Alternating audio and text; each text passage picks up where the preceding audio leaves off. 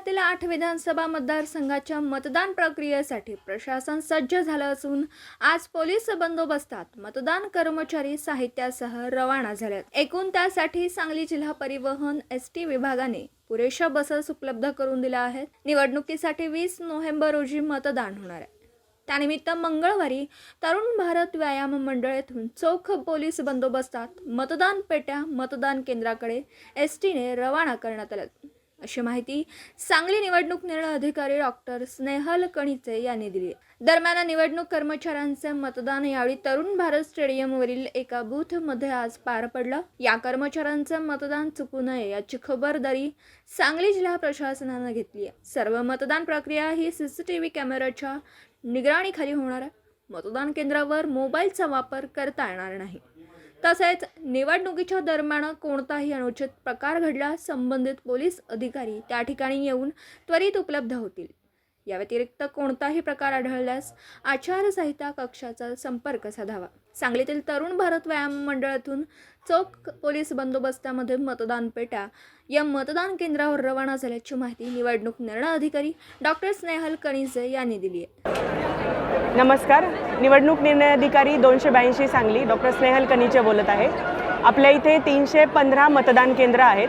315 मतदान केंद्रावर मतदानाची तयारी पूर्ण झालेली आहे। सध्या सर्व मतदान केंद्रावर सुमारे 1404 लोकांचे नियुक्ती करण्यात आलेली आहे आणि 284 केंद्रांवर वेबकास्टिंगची सुविधा उपलब्ध करून दिलेली आहे।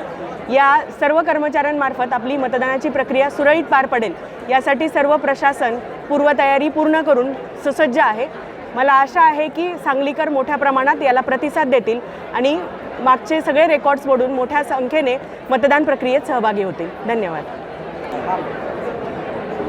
284 केंद्रावर वेबकास्टिंगचे कॅमेरे लावल्यामुळं मतदान केंद्रातील तसंच मतदान केंद्राच्या बाहेरील दोन्ही प्रकारच्या अनुसूचित प्रकारांना आळा घालण्यासाठी या वेबकास्टिंगच्या कॅमेऱ्यांची मदत होणार आहे।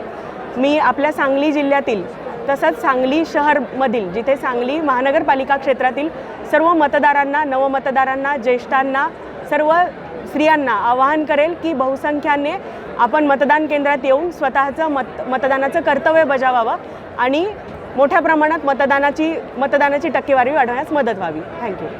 हां बोला। 282 मतदारसंघ सांगली मतदान करून आपल्या मतदानाचा हक्क बजावा, मतदान वाया घालू नका। हे आपलं राष्ट्रीय कर्तव्य आहे। सर्वांचं ते सर्वांनी पार पाडलं पाहिजे। सर्वांनी मतदान केलंच पाहिजे।